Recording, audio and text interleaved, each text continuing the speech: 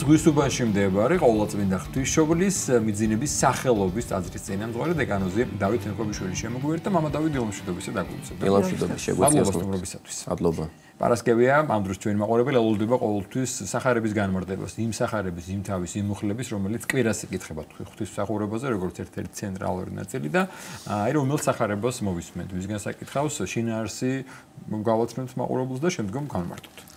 ესე იგი სულიწმინდის გარდამოსვლიდან მეორე კვირას ეკლესია თავის სულიერ შვილებს თავაზობს სახარებას მათესი მეოთხე თავის 18-23 მუხლები და ვინაიდან ჩვენ ვიმყოფებით ახლა პეტრე პავლობის მარხვაში და ეს მარხვა დაგვირგვინდება პეტრე და პავლე მოციქულების სახსენებლით გარკვეულწილად უნდა ვიცოდეთ მათი ცხოვრება, ბუნებრივია პავლე მოციქულის სახარებაში ვერ იქნება, რადგანაც იმ პერიოდში პავლე საულე მანამდე ემტერებოდა ქრისტიანებს, ეს ტრადიციული რჯულის მიმდევარი იყო და მე უდიდესი სასწაული ხდება მის ცხოვრებაში, მას სულიერი თვალები აეხილება და აქედან გამომდინარე პავლე არ არის სახარებაში, ხოლო პეტრე მოციქული, ანდრია, იაკობი, იოანე რომელთაც რა თქმა უნდა მსგავსი ღვაწლი ჰქონდათ, ყველა ადამიანი კი გამორჩეულია, მაგრამ მსგავსი ღვაწლი ისეთი რომ ისე ყველაფერი დატოვეს და ქრისტეს შეუდგნენ, აი ეს ყველაფერი მოცემული არის აღნიშნულ სახარებაში. ესე იგი პირველი და მეორე თავი მათე სახარებისა ეძღვნება ქრისტესშობის მოვლენებს, მესამე თავში უკვე არის იოან ნათლისმცემლის ეპიზოდი, ხოლო მეოთხე თავში ქრისტეს გამოცდა უდაბნოში და პირველივე უკვე აი რაც ხდება სახარებაში, როდესაც ქრისტე გაივლის გამოცდას უდაბნოში, ეშმაკი განცდის მას, უფალმა თავად ესეინება თავისი უდიდესი თავმდაბლობით, უდიდესი სიბრძნით, დაგვანახა ჩვენ სულიერი ბრძოლა თუ როგორი არის და ეს პირველი სიტყვები, რომელიც მან გააჟღერა უკვე სამოღვაწეო ასპარეზზე გამოსვლის დროს, იყო ესეთი: შეინანეთ რამე თუ მოახლებულ არ სასუფეველით სათაი და უკვე ამას ებმება უკვე ჩვენი საკვირაო სახარებაც, ვიდოდა რას ხვის კიდეს ამას გალილეაისას და იხილნა ორნი ძმანი, ანდრია და პეტრე, იონას ძეები და უთხრა მათ გამომყევით მე, ისინი თევზაობდნენ და უფალმა უთხრა გამომყევით მე და გაქცევთ თქვენ ადამიანთა მონადირეებად. ძალიან მარტივად ხდება მოციქულების ცხოვრებაში, რომ ისინი ყველაფერს ტოვებენ და ქრისტეს მიყვებიან.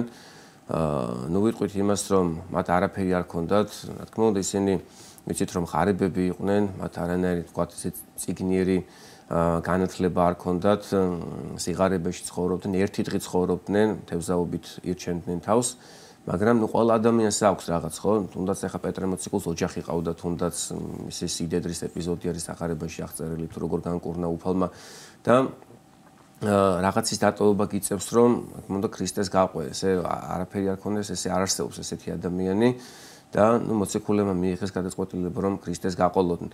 ცოტა შეიძლება გაუგებარიც იყოს სახარების ესეთი თხრობა, რომ არ შევავსოთ იოანეს სახარებიდან სხვა ეპიზოდებით.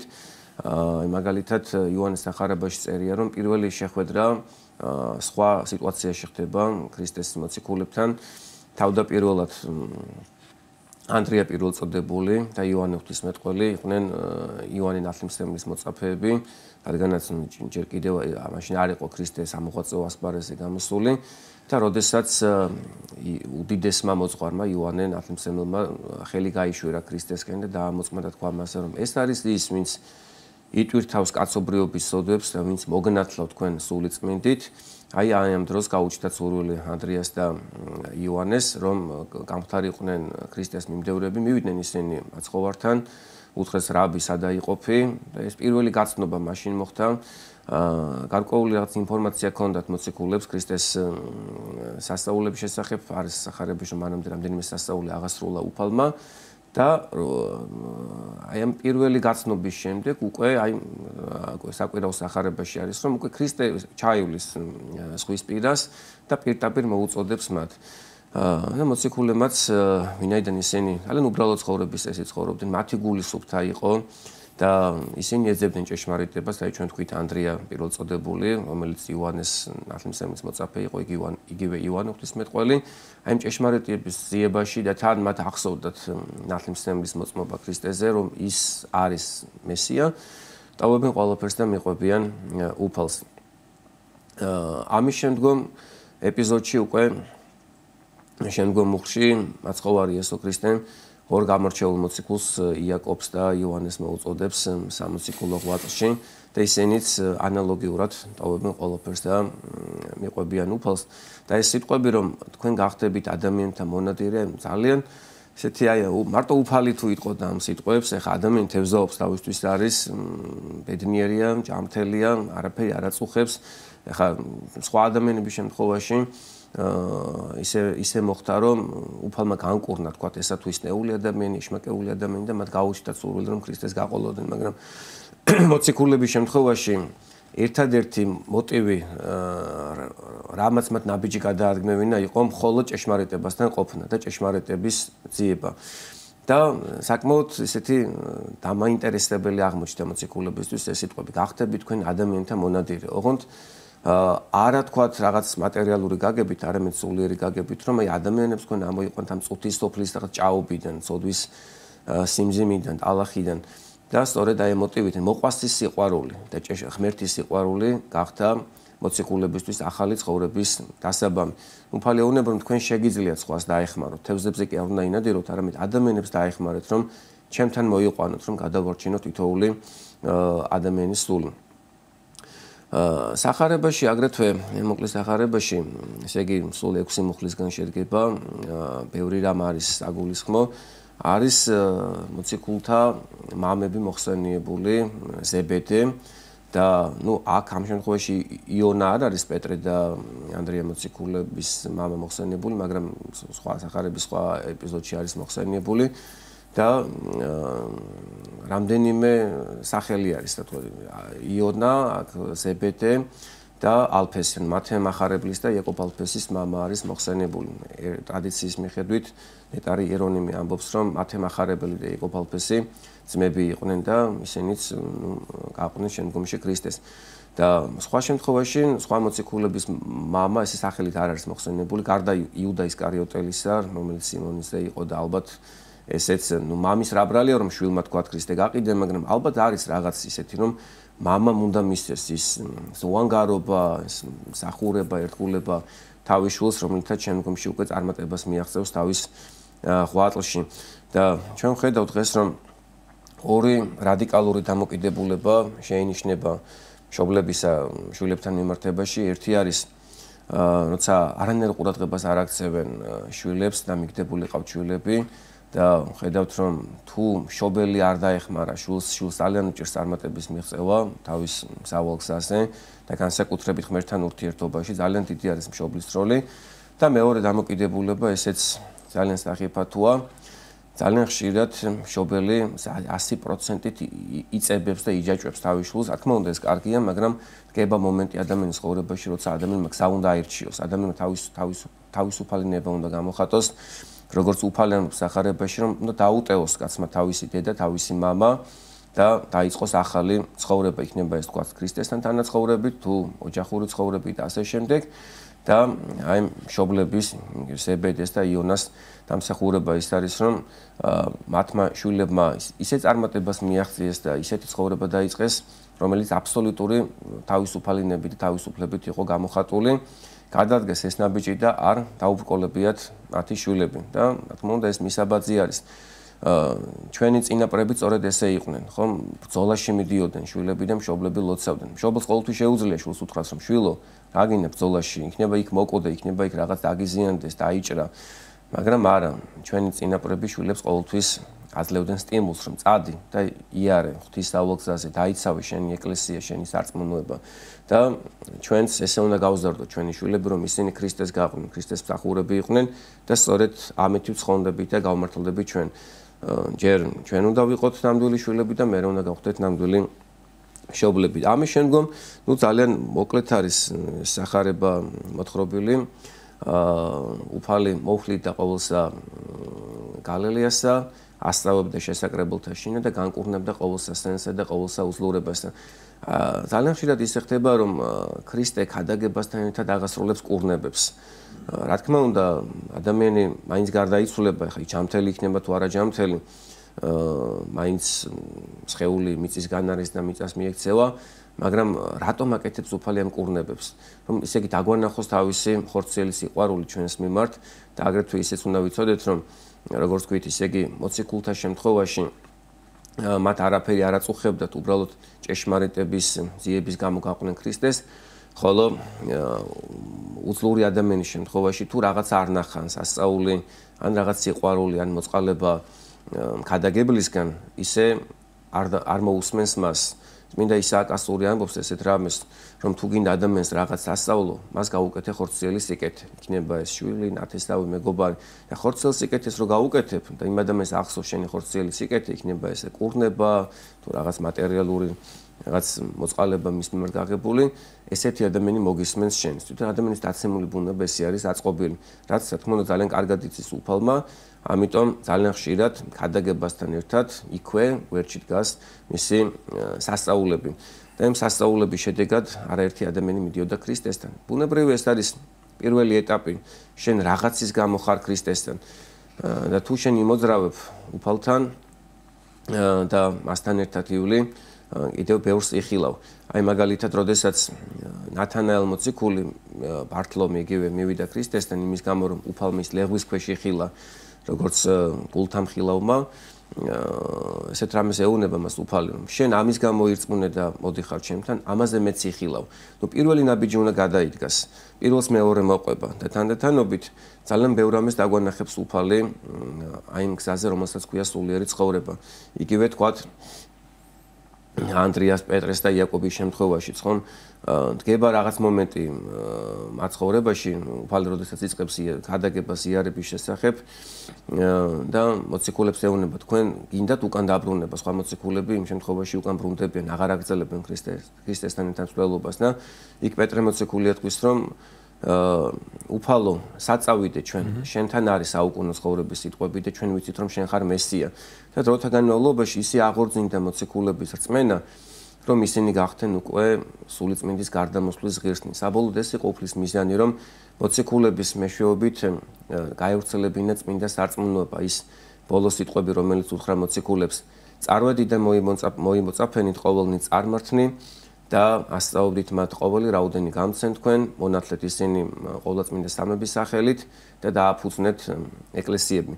ძალიან საგულისხმოა აგრეთვე ისიც, რომ უფალი თავის ქადაგებას იწყებს გალილეიდან, აქ ახსრულდა ესაიას წინასწარმეტყველება გალილეის მცხოვრებლების სულიერი განათლების შესახებ და 12 მოციქულიდან 11 სწორედ გალილეიდან იყო წარმომდგარი.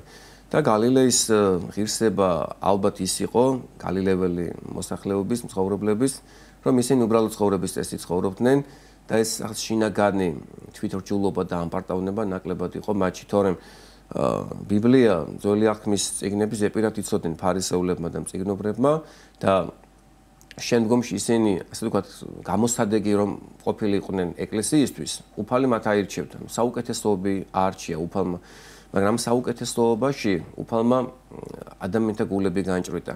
აი ეს სიტყვები, რომელიც აღნიშნულ სახარებაში არის, იხილა უფალმა ანდრია და პეტრე, ეს მხილველობა, ხორციელ მხილველობას არ უკავშირდება, სულიერ მხილველობას უკავშირდება და უფალი გულთამხილავია და უფლისთვის ეს წიგნიერება არაფერს არ ნიშნავს. რა თქმა უნდა, ჩვენ დღეს გადაგებთ იმას, რომ წიგნის კულტურა არ მოკტეს და ასე შემდეგ, მაგრამ თუ ადამიანის გული არ გასუფთავდა, თუ ადამიანის გულში და ადამიანში თავდაბლობა არ დაისადგურა, ისე ვერ გახდება ქრისტეს მსახური.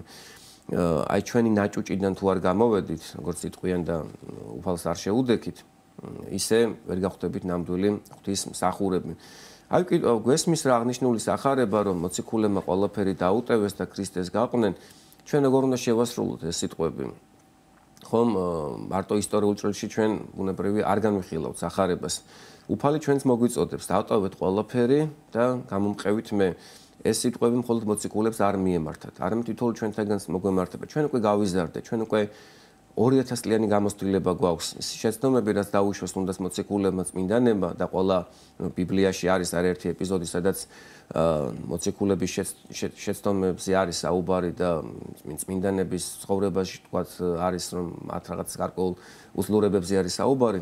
ჩვენ უნდა ავიღოთ ეს გამოცდილების სახით და უნდა ვეცადოთ რომ ისე ვიცხოვროთ, რომ უკვე ეს დაუბრკოლებლად და უშეცდომოდ რა თქმა უნდა შეუძლებელია, მაგრამ რამდენად შესაძლებელია ესე ვიცხოვროთ. და როგორ არის შესაძლებელი ის რომ დღევანდელ ცხოვრებაში ჩვენ ყველაფერი დავტოვოთ და ქრისტეს მსახურები ვიყოთ. ყველაზე მეტად ეს ლოცვის დროს უნდა აღსრულდეს. ქრისტიანი უნდა ლოცულობდეს სახლში, აუცილებლად, იქნება ეს სახლი თუ ქუჩაში თუ სადაც არის სამსახურში და ადამიანი უნდა დადიოდეს ტაძარში და ესწრებოდეს ღვთის მსახურებას. აი წირვის დროს არის ერთი ეპიზოდი, ერთი გამორჩეულად ისე ძალიან ბევრი, სადაც აქცენტირებულად მღვდელი მოუწოდებს მრევლს, რომ ყოველივე მსოფლიო ზრუნვა დაუტევოს. და აი ჩვენ უნდა ვივარჯიშოთ ლოცვის დროს, ღვთის მსახურების დროს ყოველივე საზრუნავის დატევებაში. ზეგვაგვთინ სულნი ასევე. ზეგვაგვთინ გულნი. დიახ და ყოველივე მსოფლიო დაუტევოს ზრუნვა, რომ მივემსგავსოთ ქერუბიმებს და ყოველთა მეუფე ქრისტე შევიწყნაროთ და ჩვენი ასე ვთქვათ ღვაწლი იმაში უნდა წარმოდგეს რომ ვისწავლოთ გონების ჩაკეტვა ყოველგვარი ფიქრის და წარმოსახვისაგან. ძალიან ხშირად ღვთისმსახურების დროს ვიღაცას ველაპარაკებით ჩვენ რაღაც საქმეს ვაგვარებთ რომ ჩვენ უკვე მომავალზე ვფიქრობთ რომ აქედან რომ გავალ მე ამ ადამიანთან მივალ იმას შეხვდები იქ იმას გავაკეთებ. გეგმას ვალაგებთ. რა თქმა უნდა ეს გეგმების დალაგება და ეს წარსულის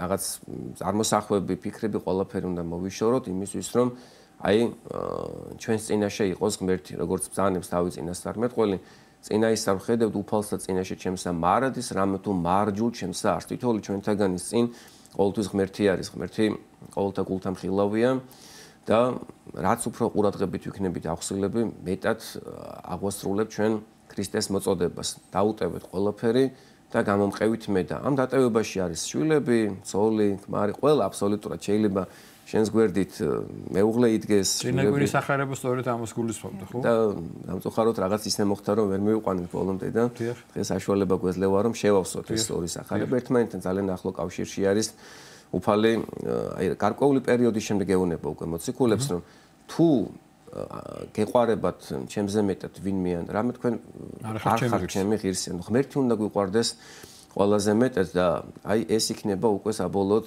გარანტი იმისა რომ ჩვენ იმ დედის, იმ მამის, იმ შვილის სიყვარულშიც გავიზრდებით, თორემ ძალიან ხშირი ესეთი შემთხვევები რომ მთელი ცხოვრება ჩვენ რომ გონდა რომ ყველაფერი კარგად მიდის და ანუ საფრთხო სიყვარული არ არის წინამძღოლი მოყვასის სიყვარულში ერთ დღეს შეიძლება სამწუხაროდ ბევრი ამისი მაგალითი რომ საფრთხე შეექმნას და დაინგრეს მამაშვილური, დედაშვილური, მეგობრული სიყვარული, ცოლქმრული სიყვარული მაგრამ თუ ჩვენ ეკლესიაში გავერთიანდებით და ღმერთი იქნება განმაპირობებელი ჩვენი ურთიერთსიყვარულის, მაშინ არა მსუ დამთავრდება, არამედ პირიქით გაძლიერდება ურთიერთსიყვარული ჩვენი, იმიტომ რომ სიყვარული არის ისეთი რამ, რომელიც ყოველთვის უნდა გაიზარდოს და ღმერთის გარეშე სიყვარულის პერსპექტივა არ იქნება ვერ გაიზარდება. წყარო სიყვარულიც ღმერთია, მის გარეშე გაგვიჭირდება განვითარება, მათ შორის სიყვარულში.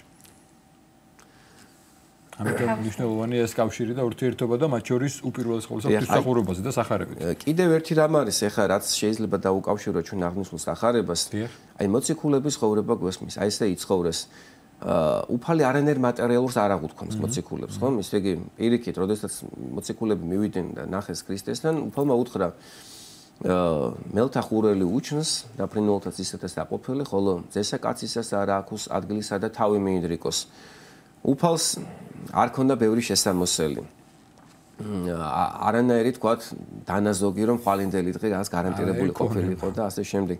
მაგრამ მიუხედავად ამისა მოციქულები მასთან ყოფობას ირჩევენ. საბოლოოდ სულიწმინდის გარდამოსვლა ყოველბერ რაც აქვს თავისი და ყოველფერს მამასაც, დედასაც, შემოსავალსაც ყოველფერს ტოვებენ ნავს, ადეს, ითიც არსებობენ. დიახ და ამის შემდგომ ცხოვრებას ამთავრებენ ისე რომ პეტრე მოციქული ამბობს რომ არ ვარ ღირსი ისე მეწამო როგორც მაცხოვარი თავდაყირა ჯვარზე გააკრეს პეტრე მოციქული და ძალიან ასე თქვათ ერთი შეხედვით აი ჩვენ რო გადავხედოთ ახლა ხო ძიმე ცხოვრება, ტრაგიკული ცხოვრება, დევნას, ისხლი, პავლე მოციქული ამბობს რომ ჭირნი ავაზაკთაგან, ჭირნის მათ მტყუართაგან ქვებით ჩაქოლვა, მაგრამ რა იყო ის რაც მათ ასე თქვათ სასწორის მეორე მხარეს იყო.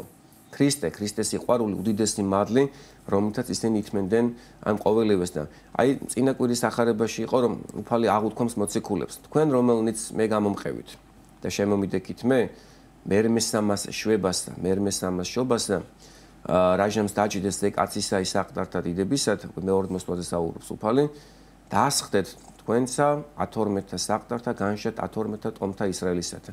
როგორც ძანებს იგივე პავლე მოციქული წმინდანები წუთისოფლს განეკითხავენ და ჩვენ უნდა ვეცადოთ რომ გარკვეული მეგობრული სულიერი კავშირი მეოხება მოვიპოვოთ მოციქულებისთან. სახარებაში არაერთხელ არის შემთხვევა რომ რიგითი ადამიანები რომელთაც პირდაპირ ესე ქრისტესთან არ ქონდათ ურთიერთობა და ცნობა მიდიან მოციქულებთან რომ მოციქულებმა მიიყვანონ ქრისტესთან და მოციქულებმა ჩვენ უნდა მივიყვანონ ქრისტესთან. ამიტომ ვიცით რომ მოციქულებიც ქრისტესთან ერთად გამოჩნდებიან, ქრისტესთან ერთად განეკითხავენ წუთისოფლს, შევთხოვოთ მოციქულებს, განსაკუთრებით მოციქულთა თავებს, პეტრეს, პავლეს, იაკობს, იოანეს, ანდრია პირველწოდებულს და ყველა სხვა მოციქულს, რომ მეოყვეყონ წინაშე ღვთისა, რადგანაც მათი ცხოვრება, მათი მსხვერპლი უფრო ის ყოველთა მსხვერპლთა და შესაძირავთა მიითვალა მაცხოვარმა და საკმარისეოდენ მათი სახელების ხსენება, რომ უფალი მათი მეოხებით აუცილებლად გადაგვარჩენს და არაგვაცდენს ჭეშმარიტების გზას. იმიტომ რომ დღეს ისე როგორც არასდროს ძალიან დიდი ბრძოლა არის ქრისტიანებს. ოღონდ ეს ბრძოლა არის შინაგანი. ეს ბრძოლა არის ყველაზე მეტად დახვეწილი, ვიდრე ეს იყო წინა საუკუნეებში. ხომ წინა საუკუნეებში, იმ დროინდელი ადამიანისთვის სულაც არ იყო ალბათ მარტივი, რომ ყველაფერი დაეტოვებინა და ქრისტე ეღიარებინა და მოწამეობრივად აღსრულებულიყო და ასე შემდეგ. მოწამეობის ხანა იყო, მსოფლიო კრებების პერიოდი იყო. ჩვენ ეს ყველაფერი გავიარეთ. და დღეს დავდექით იმ რეალობის წინაშე, რომ შეიძლება სახლში ბიბლია ქონდეს და ყველას გვაქვს რა თქმა უნდა, ლოცვის წიგნი, წმინდა ხატები, სახლის გვერდით ტაძარი, ამდენი არჩევანი სასულიერო პირებისა, აირჩიე რომელი მოძღვარიც გინდა რომ გიწინამძღვროს სულიერ ცხოვრებაში. ამდენი გამოცდილება, ამდენი სიყვარული, ამდენი რაღაც თქვათ მხედველობა იმისა რომ უღმერთობა უსასტიკესია და შეიძლება ადამიანი მაინც გულგრილობაში იყოს, ადამიანის გული მაინც გაქვეობული იყოს და რაღაცნაირად უნდა მოვახერხოთ ის რომ აი ამ თანამედროვე ცხოვრებაში გადავლახოთ ეს ბრძოლები და ყოველდღიური ჩვენი ცხოვრებით აი დღეს ვიბრძოლოთ და ვიღვაწო იმისთვის რომ ვისწავლო ღმერთთან ურთიერთობა. აი დღეს კარგი რამ ახსენეთ მამადავით, არა გადადებით, არა თუნდაც დაუშვათ ეხლა დღეს რომ პარასკევია რომ კვირას დაველოდო წირვას, დღეს ამ წუთას და ახლა. დღეს და ახლა იმიტომ რომ დღეს რა შემიძლია გავაკეთო, თქვათ, ჩემი სტულისთვის პირველ რიგში. ეხლა მოციქულის ცხოვრება რა არის და სასულიერო პირის რომ ქრისტეს სიყვარული წარმოჩნდება იმით ჩვენში, როგორც მკვდრეთი დაღდგომის შემდეგ ეუბნება პეტრე მოციქულს, თუ თქვენ მე გიყვარვართ დამწყსეთ მცხოვარნი ჩემნი, აწოვეთ ჩემს კრავებს, ანუ სულიერ შვილებთან ურთიერთობა, მათზე დროის დახარჯვა, ენერგიის დახარჯვა, ცოდნის თუ რაც გვაქვს ხომ არსენალში, რესურსში, ეს არის ქრისტეს სიყვარული და თითოეულმა ჩვენთაგანმა უნდა დავინახოთ თუ რა არის ქრისტეს სიყვარულის აღსრულება ჩვენ ცხოვრებაში. რა შეგვიძლია გავაკეთოთ ჩვენი იგივე ჩვენი გადარჩენისთვის, იმიტომ რომ მე გადავრჩები იმ შემთხვევაში თუ ვიქნები გულმხურვალე, ასე ვთქვათ, მსახური, გადაგებელი ქრისტესი, ეს არის ჩემი მისია, ვთქვათ, ყველა ადამიანს თავისი მისია აქვს, ყველას თავისი ჯვარი აქვს ამ ცხოვრებაში და სწორედ ამითი იწყება ქრისტიანობა. ოღონდ ეს ჯვარი არ უნდა დაუტევოთ არასდროს. და ეს ჯვარი არის ყოველდღიური. შეიძლება მთელი ცხოვრება ჯვარი კონდეს აღებული შენს მხრებზე და მიუყვებოდე ქრისტეს გზას, მაგრამ ბოლოში ჩამოიხსნა ეს ჯვარი და შენი თავისუფალი ნებიდან გამომდინარე სხვა გზა აირჩიე. ჩვენ გვაქვს თავისუფალი ნება, ჩვენ უკვე ვართ გამოხსნილები, ჩვენ უკვე გამარჯვებულ ბრძოლაში ვართ ჩართულები და არავის არ შეუძლია ძალმომრეობა ჩვენს თავისუფალ ნებაზე. ეხლა ვინ აძალებდა იუდა ისკარიოტელს იმას, რომ თქვათ ქრისტე გაეყიდა? არავინ არ აძალებდა. თვითონ გადაწყვიტა ესე. თავისი ჯვარი შეცვალა მან, აღარ აირჩია ქრისტესთან მყოფობა. და აი თქვათ შეიძლება შეცდეს ადამიანი და ალბათ ყოველდღე ვწდებით, მაგრამ ხომ არსებობს სინანული. ქრისტეს პირველი სიტყვები სწორედ ეს იყო შეინარით თუ მოახლებულია დაწესასუფლებელი. დიდი მადლობა მამა დავით, დიდ მადლობას გიხდით მობრძანებისთვის, განმარტებისთვის. ღუზობაში მდებარე ყოვლადწმინდა ღვთისმშობლის მიძინების სახელობის ტაძრის წინამძღვარი დეკანოზი დავით მექვაბიშვილი გვესაუბრებოდა.